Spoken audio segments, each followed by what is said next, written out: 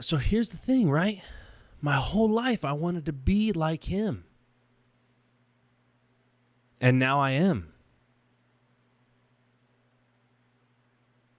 And it's like, it's a lot of pressure.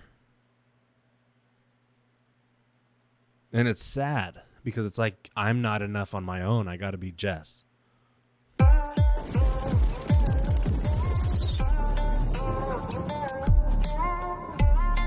The Sonder Experience.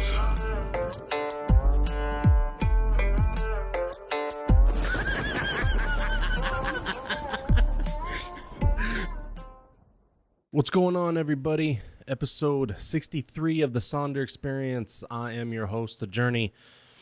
I appreciate you guys being a part of this one. Excuse me while I open that. This is my first solo episode. I guess we can just get the elephant out of the room now. I've been asked enough times what happened to Jesse.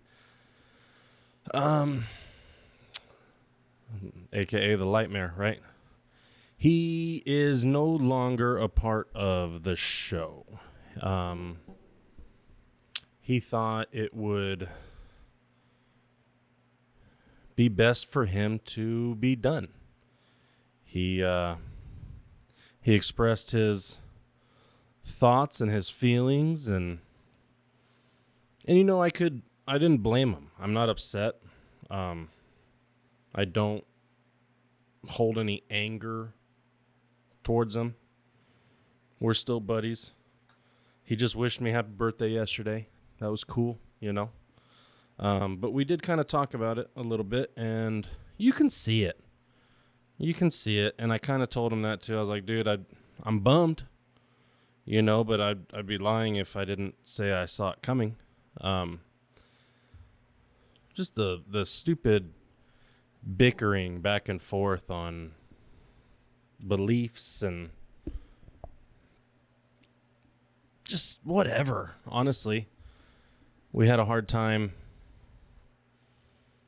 We had a hard time finding common ground as far as like guests go and topics, and it wasn't for him. He has other stuff that he wants to work on, and that's okay. That's okay. I'm happy for him. You know, he stuck to his beliefs, and he just let me know straight up, dude, I don't want to. I thought this was for me, and it's not, and that's okay, because this is my show. This is my show. It's always been my show. I wanted him to be a part of it, and he let me know. You know, you always said that this was our show, but it's your show, Garrett. Like, it is.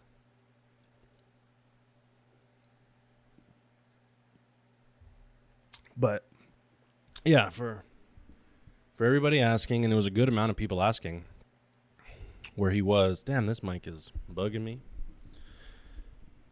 For everybody that was asking where he was. Are you going to stop? Now you know. Now you know. Where you go? It's early, guys. It's not even 7 o'clock yet. What am I going to do here?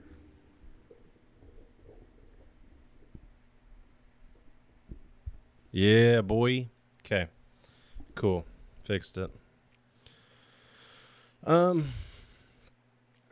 love this show. This is my dream.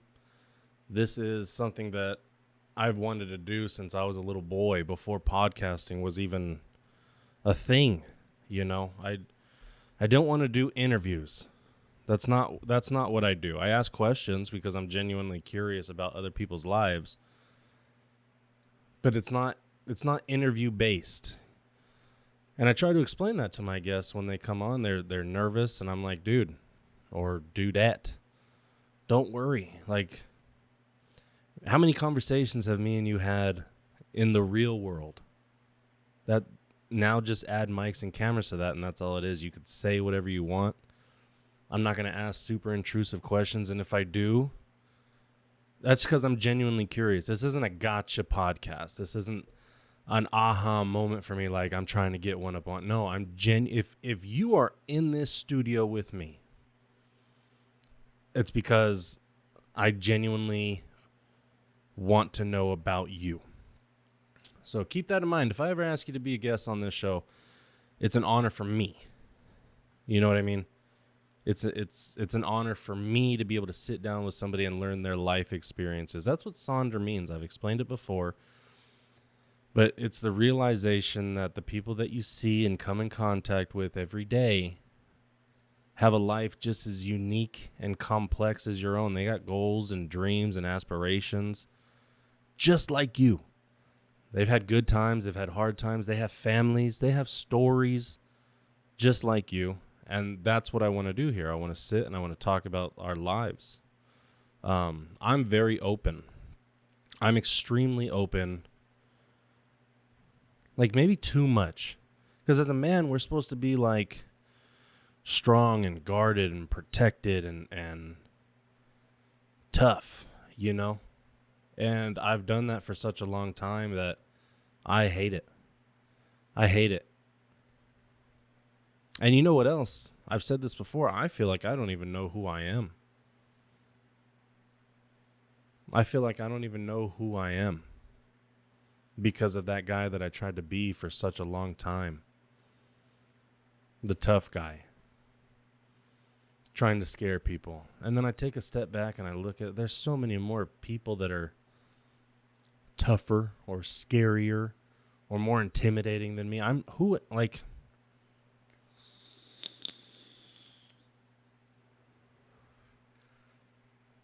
never had enough time to just be me. I never had enough time to just be cool. Just be chill. Something was always going on. There was always an issue. There was always drama. There was always just family fucking turmoil that people couldn't get under wraps. Nobody worked as a team. Nobody worked as a team in my family. We supported each other and we loved each other, but everybody was kind of out for themselves. And that's real. Now, I love my family. I love the idea of my family. But a lot of people, if you've paid attention to any of these episodes, you know I kind of had a rough upbringing. Not kind of. I did. And I don't even know the word. There was love in my family, for sure. You know, we loved each other. We would die for each other. We would kill for each other. But like I said, man, everybody was just taking care of themselves, really. And I'm not mad because, I mean, you know, growing up, I used to think that when you became an adult or adults in general, they knew everything. So smart and they could handle all life's issues and like as if there was a checklist of life and they had checked all the boxes. They're at this level, you know what I mean? They're at, my mom's at level 35 and I'm at level 3. I'm at level 4. I'm at level 5. I thought once you got to a certain level that life was easy for you because you did it, you know? Like I thought of it in stages. You're a baby, then you're a kid, then you're a teenager, then you're an adult, and then you're old. Like those were the only stages. To me, it wasn't a continuous learning life cycle. You know what I mean? Like chapters in a book. Once you finish chapter 1, you go to chapter 2. You don't reread chapter 1 over and over and over. Well, I guess you do. As an adult now, I just turned 31. Yesterday was my birthday. And as an adult now, I realize that there's no rules or stepping stones that you can hold on to that really solidify who you are as a person, because we're always changing. We're always changing. How I feel right now might not be how I feel in a week. It might not be how I feel in 2 hours.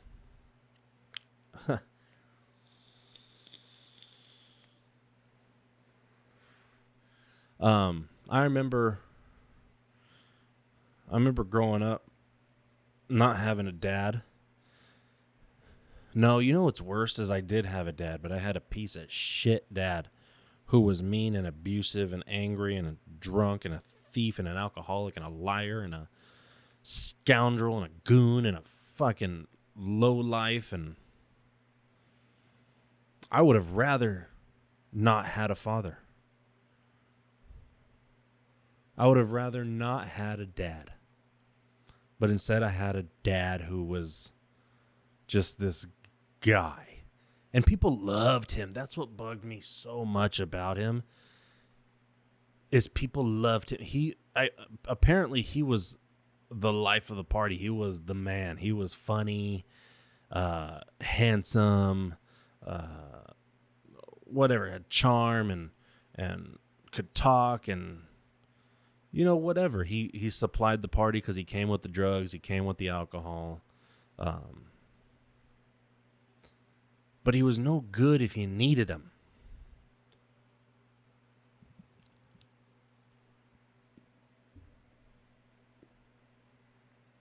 He was no good if you actually needed him. And so I grew up with father figures, my uncle and my grandfather. And my Uncle Jess, man, I talk about him a lot because, man, I remember he was 25 years old. And I was however old I was in school. And we had to write about our heroes. And I wrote like a 2-page paper. We were only supposed to write like 4 sentences. And I wrote like a 2-page paper on how when I grow up, I want to be just like Jess, my Uncle Jess, my hero. That's his helmet. Like, that's his Viking helmet. You know what I mean? Like, he was the fucking man. Manager of a sports bar, partied with tons of people, knew everybody everywhere. There wasn't a town or a city or a state or a fucking country that he didn't know people in. He was the guy that you asked to get stuff done. If he couldn't do it himself, he knew people who could get it done. Like, he was just that cool. He was just that guy. And I wanted to be just like him. And now that he's gone, he died at 40. He was going to be 42. He died. And that's actually coming up, October 5th. October 4th.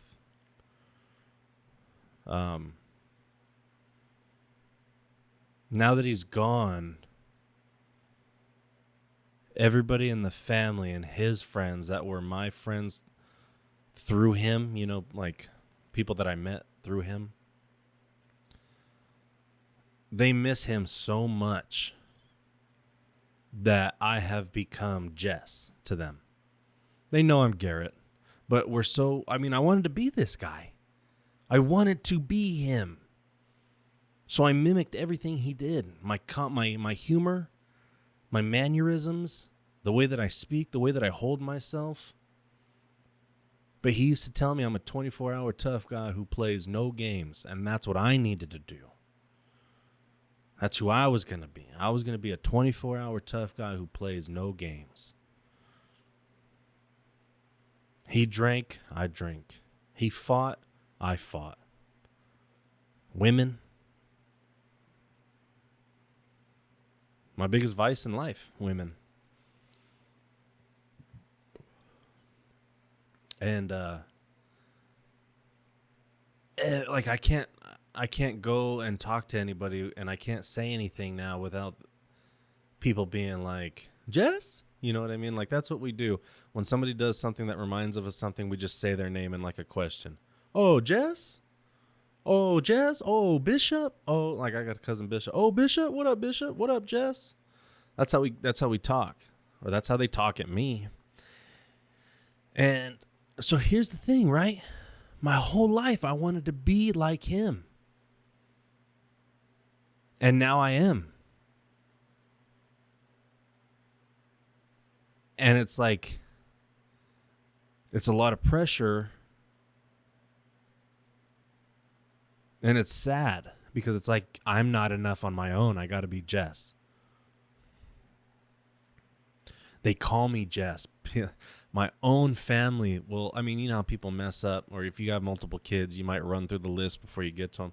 But my whole entire life, I've been Jet Garrett.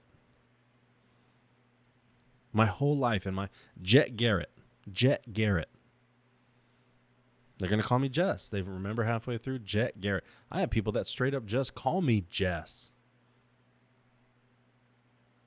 And I have to be okay with it because it's what I wanted. I miss him a lot. I do this weird thing where, like, he had a Chevy Silverado, I have a Chevy Silverado. Oh, he had this. So he always wanted to be in entertainment. You know, he wanted to do YouTube. He has a YouTube channel. He created his own business, entrepreneurs. That's what my family kind of do. We're always trying to be our own boss. That's what this show is. I want to be my own boss and give back and be able to provide for people a place where they can be calm and open, and a place where they can smile and just let it go. That's what I want. Or we're not comparing each other to anybody and laughing and smiling and having a good time. That's what I want, and that's what he wanted.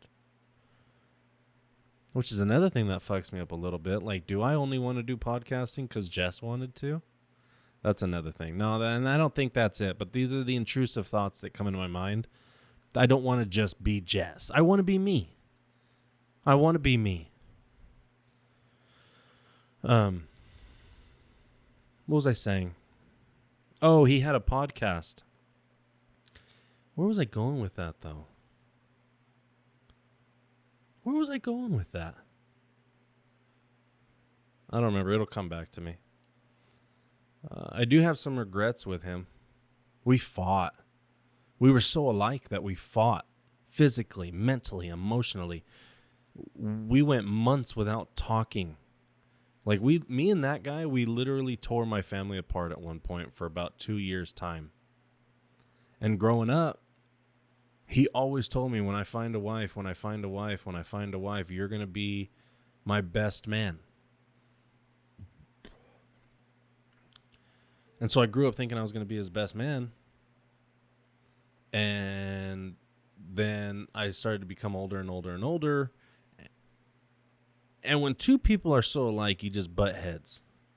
But now it was like, I don't want to be like you, dude. I want to be better than you. And that's crazy. I just came to that realization right now. Fuck.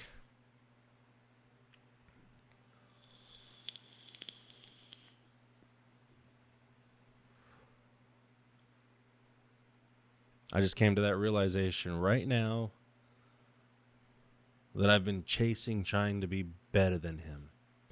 Oh, that's what I was saying. Sorry. So he was on YouTube, and he wanted his own production company. Remember how I was saying he has a Chevy Silverado, I have one. Well, he wanted to start this production company called Red Sneaks Production. Red Sneaks he wore red Converse. And that's the kind of guy he was. He was like a rockabilly, tough guy, you know? But in my truck, I have a red Converse shoe hanging. And so that's what I was saying. One of the kind of weird things that I do is while I'm driving and a song will come on and I'll want to text him or I want to call him and talk shit or whatever. I can't. I don't even have his number saved in my phone anymore. But I'll see the shoe dangling from the rear view, and I've had to glue that thing together so many times because I live in Phoenix, right? The sun cooks everything, and that thing is disintegrating, and it's breaking my heart. But when I want to call him or text him because of a song or a movie or whatever, and he's not there, I'll go and fist bump the roof of my truck. And that makes me kind of feel connected to him a little bit. And then I get angry that he's not here.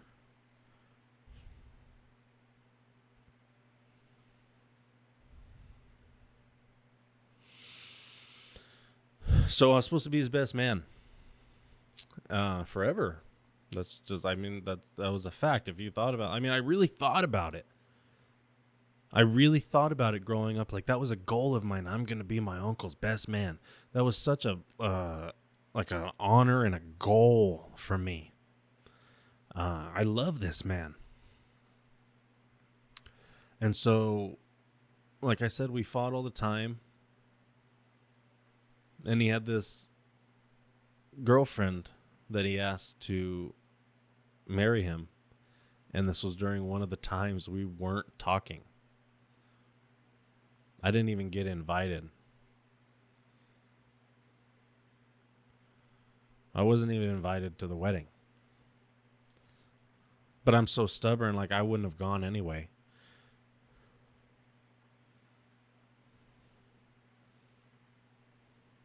And then we became cool. We became cool again. We were talking. We were buddies. But then we started hanging around each other too much. See, that's all it was. We loved each other so much. I was like a son to him. But just the power struggle was so real. I know Jess better than anybody. Better than his mom, his dad, his sister, my mom, his sister. I knew him better than anybody, man. And he knew me better than anybody. We were each other. And that's what's crazy is I've told people this, that I knew him better than anybody, and people would be like, but I've known him longer. I raised him. Aunts and uncles, I raised him, and I this and that. And I'm like, you don't fucking understand. I am him. Do you get what I'm saying? I am him. I studied this man. I know how he works. Oh, so we became cool after his wedding. I don't know if it was after or it was before, but anyway, this is the way it worked. One of us, I don't remember who it was first. We were friends, then we became enemies, and one of us got married, and the other wasn't invited. Then we became friends again. Then we became enemies, and the other one of us got married, and the other wasn't invited.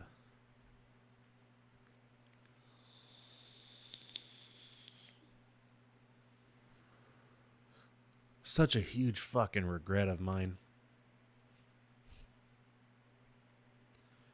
All that time wasted and anger, and we were both so prideful. All we wanted, and you know what sucks is the last time that we became cool and made amends, we never had issues again because we both told each other, dude, every day I just wanted to text you and apologize and be friends. But I couldn't because I had to be tough. I had to be tougher than you. Man, I remember one time he was in, I think it was West Virginia.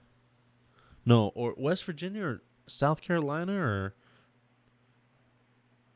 Whatever. He was over there. And he was with a girlfriend. And I was talking shit. I was talking mad shit back home. And then he found out. I was pissed, man. I was so fucking mad at this guy. And I was already an adult. I was already older. And he called me from wherever he was at, North Carolina, South Carolina, Virginia, one of those places. And he called me and he goes, I heard what you've been saying, and I'm letting you know right now, when I get back, I'm going to fuck you up. And I just started laughing. I just started laughing because there's no way this dude was going to hurt me. There's no fucking way. I'm just as big. The dude was 6'4". At his heaviest, he got to like 620. Right? Like, was benching 315 as a freshman. Football. Just the fucking ultimate tough. Like, he looked like Kingpin. He looked like Kingpin from Spider-Man. The old comic book version. You know, the huge, fucking huge. That's what he looked like. So strong. Strongest dude I ever knew. Physically strong.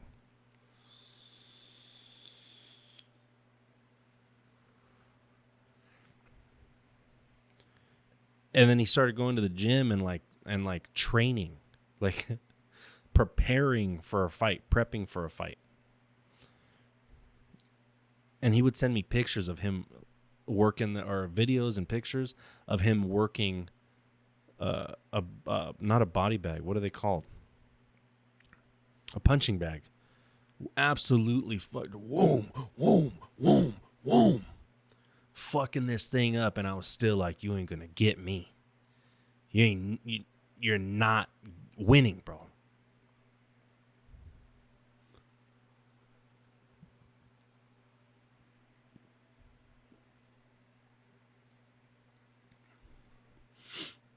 If I could take all that stuff back, I would. My man had depression.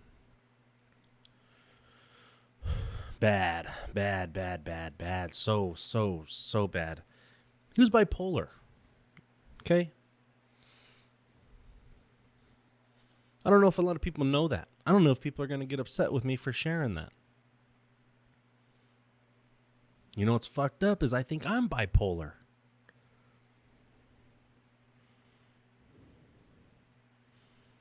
Mm-hmm.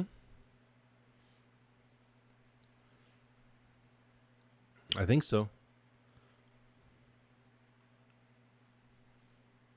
The way things hit me sometimes is it's really amazing to like step outside yourself and watch yourself handle these situations. Stuff that wouldn't warrant a response can just drag me to hell sometimes. And then that same situation might come up a week or two later, or a month later, or a year later, and I'll just breeze right past it. I'm like, that's nothing. I don't even think about it. But that same thing a year ago tore me to shit. Absolutely destroyed me. What is that? Is there a name for that?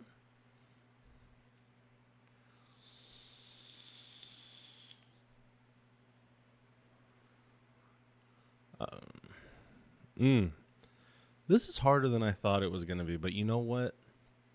It feels good. I don't even know if I'm going to put this out. Truthfully. But it feels good to I'm in the studio, I'm by myself. And I'm just getting thoughts out. I think that's important to be able to do, and I'm learning that now, because remember when I was saying I grew up thinking that you needed to be tough, you needed to be a man? I think I suppressed so much anger and pain and hurt. I just buried that shit. And now there's no more room to bury anything. So it's coming out in the form of anxiety and depression and worry and just this like impending doom type feeling. I don't feel safe. I don't feel like any decisions that I'm making are the correct ones. I don't feel confident. I don't like falling apart. And I think it has so much to do with what I was saying, is how I feel like I don't even know who I am.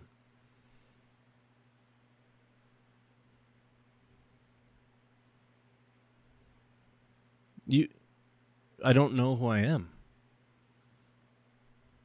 I have an idea of what I want to be, but it's like, do I ever really get to be that person? Because I'm going to seem fake.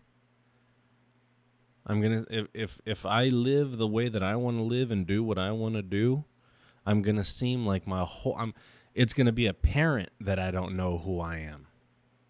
It's going to be apparent that my whole life I was putting on a show. I was putting on an act. I was wearing masks.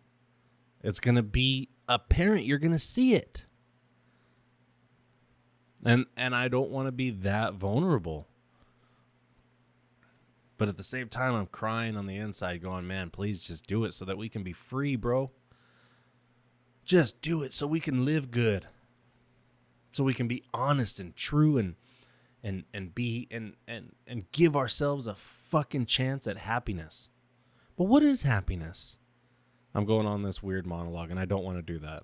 I don't want to be a fucking poet right now. I just want to be real, and I just want to be raw. But that's a question that I do ask myself sometimes, is what does happiness feel like? So I'm chasing happiness, right? Everybody's chasing this dream of happiness and wealth and spiritual clarity and whatever. But what is it?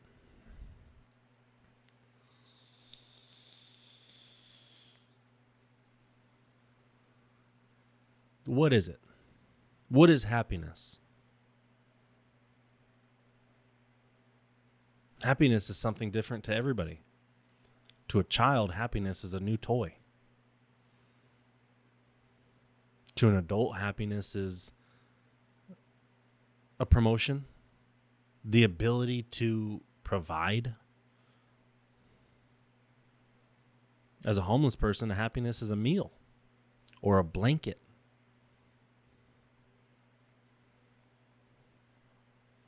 There's places in this world where happiness to them is fresh water.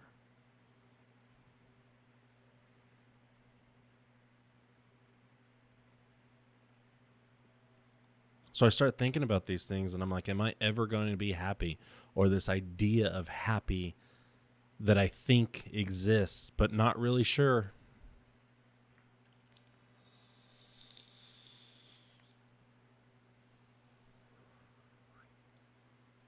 Just blowing clouds, baby. Got those demon lungs. Got that fucking dragon heart.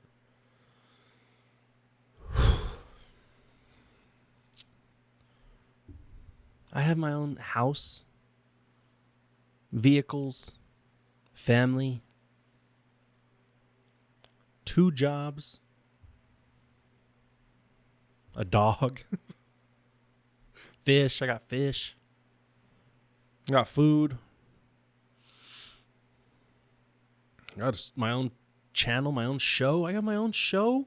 I have my own show.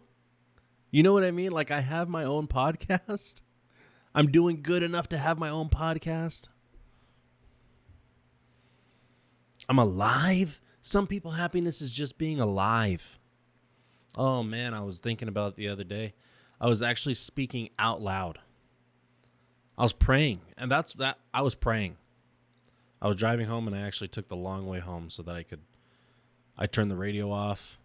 I turned the air conditioning down. And I spoke out loud, and I prayed, and I the way that I'm doing right now. I just spoke. There's nobody in here. Nobody. It's just me.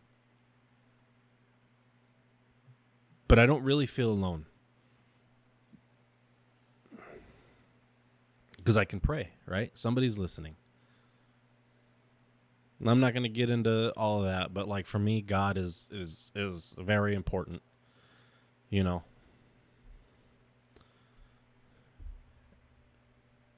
And I'm not going to preach or anything like that, because I know when other people were talking to God or talking about God to me, it would fall on deaf ears because I wasn't ready to listen. So I'm not telling anybody to do anything. I'm just telling you what I did. So I was praying, and I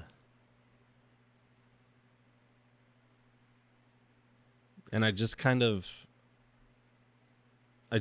was giving everything, because God knows, right? God has always seen through my masks and my defense mechanisms and my lies. That used to scare me, because it was like, oh man, I used to try to get one up on God. Like I used to try to be sneaky with God, and then you realize, like, he knows everything. He absolutely knows everything. So that used to scare me, but now it's the most freeing thing in the world, because I can just sigh. I can just and he knew everything I meant in that sigh. That's comforting for me. But I was praying, and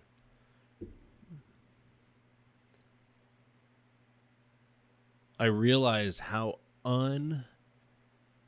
ungrateful I have been, and how many things I take for granted in my life.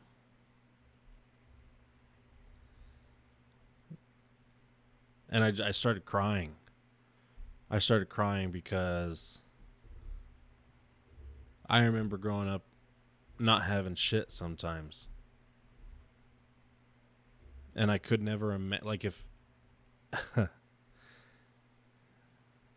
as a 10-year-old kid, if somebody told me I'm from the future and in 20 years you're going to have your family and a house and food and jobs and clothes and you'll be safe,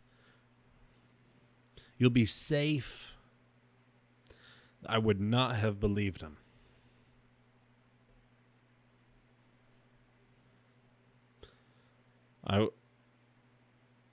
I would have walked away thinking that guy's crazy, because that stuff doesn't belong to me.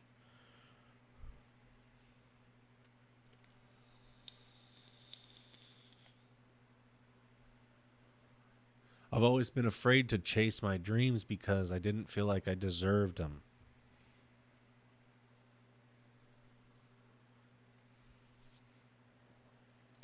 I didn't feel like I was worthy of happiness or protection or love or stability. I didn't have it.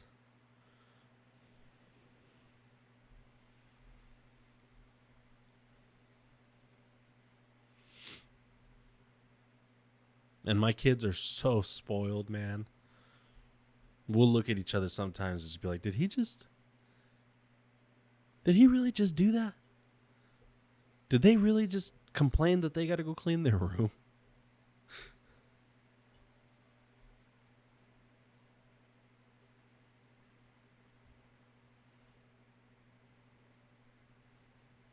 I'm going to start working on that. I'm going to start working on self-love and self-acceptance and forgiveness. You know, there's a lot of stuff that I've done. There's stuff that I've done to people that changed their lives. There's stuff that I've done to people that families had to rethink how they live now. And I feel guilty. And I've tried to make amends. And they're not, you know, they don't want to talk to me, and I understand that. I was not a good guy, and I still treat myself like that.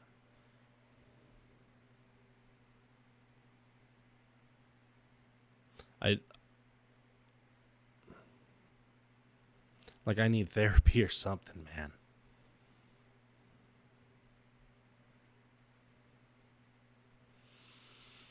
But I'm working on it. I'm trying. Obviously, one thing that I've always had an issue with is my weight. Depression for me came in the form of food and gluttony, overindulgence. So today's Sunday. I'm going to a Cardinals game later on with my mom. That was her birthday gift to me. That's awesome. She has season tickets, and she always tries to take me to at least one game. She's even offered me tickets to take other people, and that's awesome, and I appreciate that. But it's Sunday, and I've said on my other social medias that I am starting to work with Chris. Chris Dunbar was a guest that I had on. If you guys haven't checked that out, that's episode 61. But he offered his services to me, and so I accepted. And I told him straight up. I said, "Look, man, my birthday's this weekend." He had told me all these supplements to get and the foods to get, and he wrote out this really simple food plan for me. And I trust him. I mean, the thing with personal trainers and dietitians and nutritionists and all that stuff is I had a hard time listening to him because I'm like, you don't look how I want to look. So I never understood why you're having me eat fucking rabbit food. I need to eat and to be a machine. I want to be jacked, dude. I want to be big, and Chris is jacked. And so it's easier to trust him and follow him because he looks like how I want to look. So I texted him. I said, I got all these supplements, and I'm ready to go, but it's my birthday this weekend, and I already know I'm going to fuck off, and I'm going to live my life, and I'm going to eat, and I'm going to have a good time. But I'm also going to have a good time on Monday, tomorrow, because I texted him. I said, this is going to be the last I'll start on Monday I ever have. And he texted me back, I'm going to change your life, brother. And I believe him. I don't know why, but I believe him, B. I believe him, yo. I believe you, dog.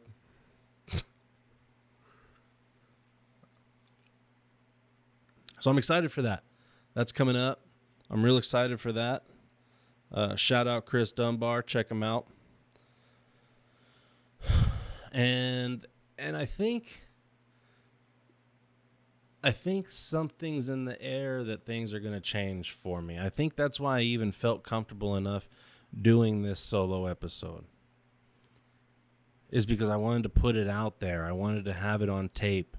I wanted to have it in the world that Garrett Olson, The Journey, is making a change for life. No more of this roller coaster stuff. I want to be done with that. I'm 31. I don't want to look like this at 32. I don't want to look like this at 42. I want to make it to 52. I want to see 62. I want to know 72. You know what I mean? I want to do that.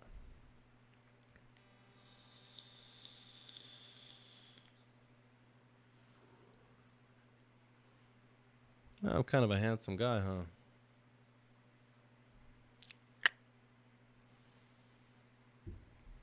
So, if you guys have made it this far in the episode, I appreciate you. I love you. Thank you for supporting this channel. Please like, comment, and subscribe. I need help supporting this channel. I put in a lot of hard work, time, and dedication, and thought, and love, and care into this podcast. I need you guys to help me out a little bit. I'm not asking for money. I'm not asking. Actually, you know what I really want to do is I want to do a giveaway. This is what I'm thinking. You let me know in the comments what you think about this. I'm going to do it anyway, but I just want to know what you think because I want to try it out. I want to have cards made that have my logo on it, and then on the back of that card, there's going to be 4 things. 1, 2, 3, 4 bullet points, right? And it's going to go like, comment, and subscribe to the YouTube channel, to the Sonder Experience. And the 4th thing is going to be follow, which is going to be follow Instagram. You do those 4 things, and that enters you into a raffle where I'm going to start giving away $50, $100 at the end of that week. But what I'm also going to do is I'm going to make a very short video and put it on the channel, and it's going to be like 3 to 5 minutes long, saying, all right, guys, for this month or for this week, this is the channel that you need to like, comment to, and that'll enter you into and what you need to comment in there is your like Instagram or your Facebook or some way that I can pick and reach out to that specific person so that I can give you your money. But so that's what I want to do is I want to do these contests. And what I'm thinking is, like, if I get enough people to like, comment, and subscribe, that'll push the what's the word I'm looking for? The algorithm. That'll push the algorithm out on that one specific video, which will bring more traction to the channel overall. And the more people that I have subscribing and commenting and watch time and all this stuff, eventually I'll be able to monetize my videos. And from the monetization, that the profit that I make off of that, I'll be able to give better gifts. Like, I might start off doing $50. Then I might do 100. Then I might do 500. Then I might do 1,000. Then I can give a vacation away. Like, that's the cool stuff that I want to do.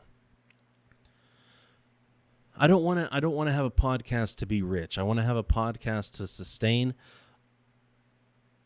a livable life, and then see what I can do to make changes and see who I can talk to and meet and reach and help. That's what I want to do. I don't need mansions. I don't need Ferraris. I don't need expensive trips. I just need enough money to pay my bills, and then I want to give. Like, I'd like to do stuff for homeless people. I remember when I was a kid, on Sundays we used to do chili dogs and root beer floats for the homeless, and they would line up and we'd do chips and we'd just talk to them. We'd just sit and talk to them. I was just a little kid when we were doing that, and that's the kind of stuff that I really want to do. But I need help. I need to push the channel out. So, yeah, that's what I'm going to do. Thank you guys so much for watching. This is a shorter episode. That's okay. I always thought that I needed to do an hour and a half. It's my channel. I can do whatever I want. I can just be me. I'm not going to try to be everybody else. I always tried to be Theo Vaughn. I got a mullet. I will keep a mullet because I love a mullet. But I wanted to be Theo Vaughn. I wanted to be Joe Rogan. I wanted to be Bobby Lee. I wanted to be Chris D'Elia. I wanted to be all these guys because they have podcasts.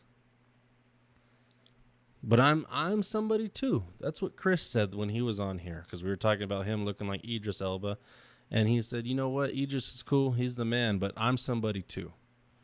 And that's what I want to be. I want to be somebody too, because I am somebody. I count, man. I matter. And I want to help other people matter. And I'm going to be vulnerable, and I'm going to be open, and I'm going to be transparent so that other people know that it's safe to do it. I don't feel comfortable doing it. Everybody always talks to me and says, man, the stuff that you post on TikTok and Instagram, I could never do that. How do you find the strength and courage to put yourself out there like that? I'm scared as shit every time that I post. Every single solitary post that I make, every video, everything, I am so nervous because I don't have the confidence, but I just do it because what's the worst thing that's going to happen? What's the worst thing? It gets done? Oh,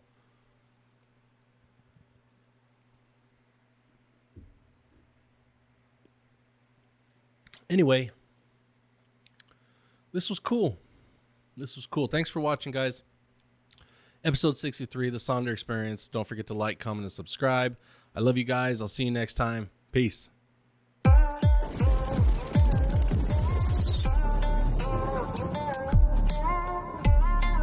Sonder Experience.